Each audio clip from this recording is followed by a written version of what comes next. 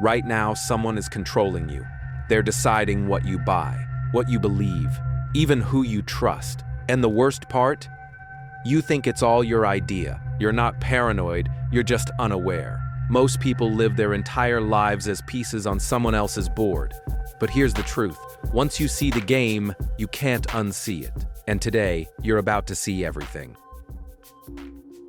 Someone gives you something small, a favor, a compliment, maybe just their time. And suddenly you feel like you owe them. That's not kindness.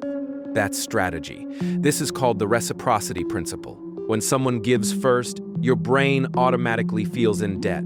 It's hardwired. Evolutionarily, we survived by returning favors. But now, marketers use it, manipulators use it. That free sample at the store, not generosity.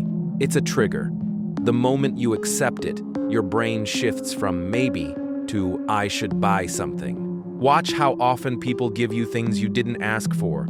Then watch how they collect. A friend buys you coffee once, then asks you to help them move. A coworker compliments your work, then needs you to cover their shift. The gift was never free. It was an investment. Here's how you beat it. Recognize the pattern. Ask yourself, what do they want? Because they always want something.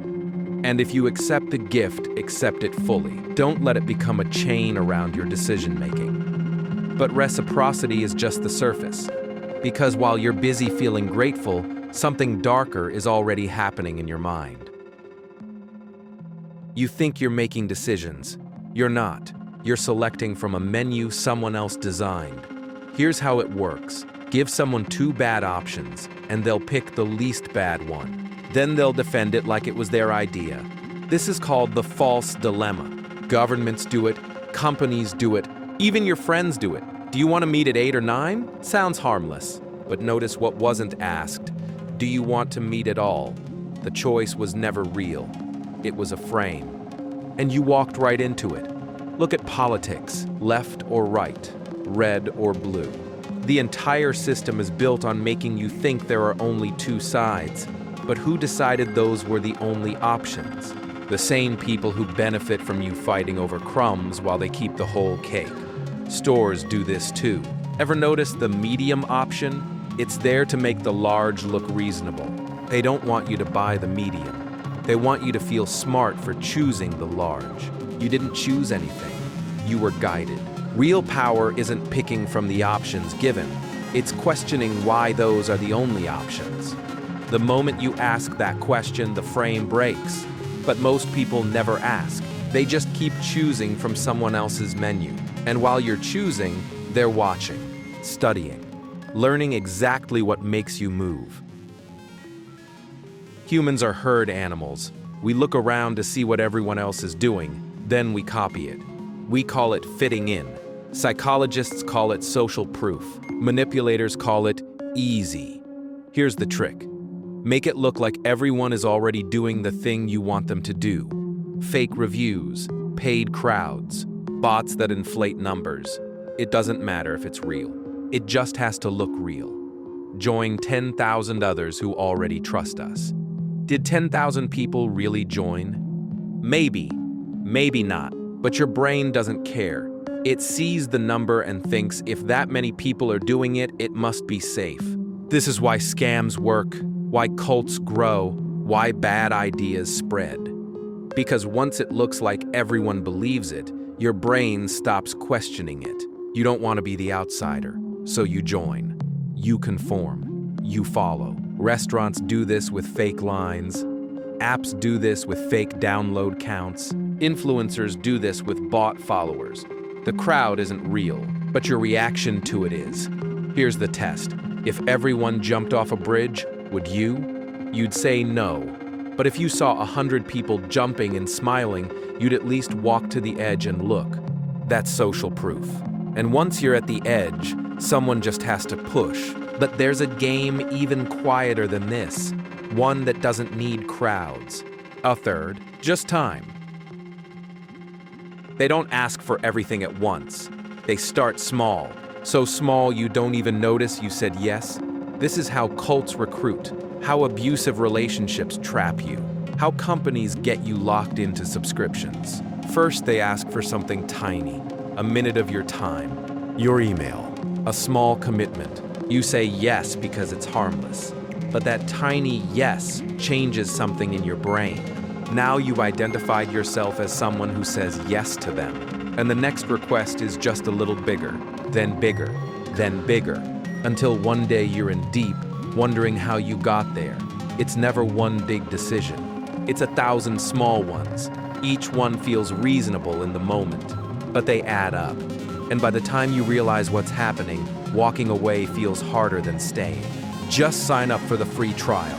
Then it's just enter your card, you can cancel anytime. Then it's you've already used it for a month, might as well keep it. You never decided to stay. You just never decided to leave. Watch for the small asks, because they're never just small, they're the first step. And once you take it, they know they've got you. And while they're moving you step by step, someone else is rewriting what you think is normal. There are ideas you'd never accept today.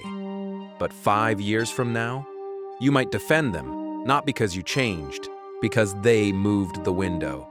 The Overton window is the range of ideas society considers acceptable. Anything inside the window is debatable. Anything outside is extreme or unthinkable. But here's the secret. The window moves, and it's moved on purpose. Here's how they do it. Introduce an extreme idea, not to make you accept it, just to make you hear it. At first, everyone rejects it, but it's out there now, in the conversation. Then they introduce something slightly less extreme. Suddenly, that doesn't sound so bad. It's not as crazy as the first thing. So people start debating it. And just like that, the window shifted. What was unthinkable 5 years ago is now up for discussion.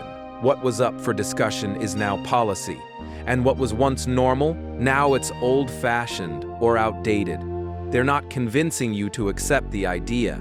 They're normalizing it. Slowly, gradually, until your brain stops resisting. Look at any major social shift in the last 20 years. It didn't happen overnight. It happened in stages. And each stage moved the window just a little bit further. You think your beliefs are yours. But how many of them were you taught to believe? And who decided to teach you? This is long-term control. But there's one final move, the one most people never see coming. You've already invested time, money, emotion. And now, even though you know it's wrong, you keep going. Because walking away feels like admitting you wasted everything. This is the sunk cost fallacy, and it's the most dangerous game on this list. Because you do it to yourself. A bad relationship, a failing business, a degree you hate. You know it's not working, but you've already put in 2 years, 5 years, 10 years, so you tell yourself, just a little longer, I've come this far. But that's not logic, that's the trap talking. The time you spent is gone. It's not coming back whether you quit now or quit later. But your brain can't accept that. It wants the suffering to mean something. So it convinces you to keep suffering. Manipulators know this. They get you invested early. Then they let time do the rest.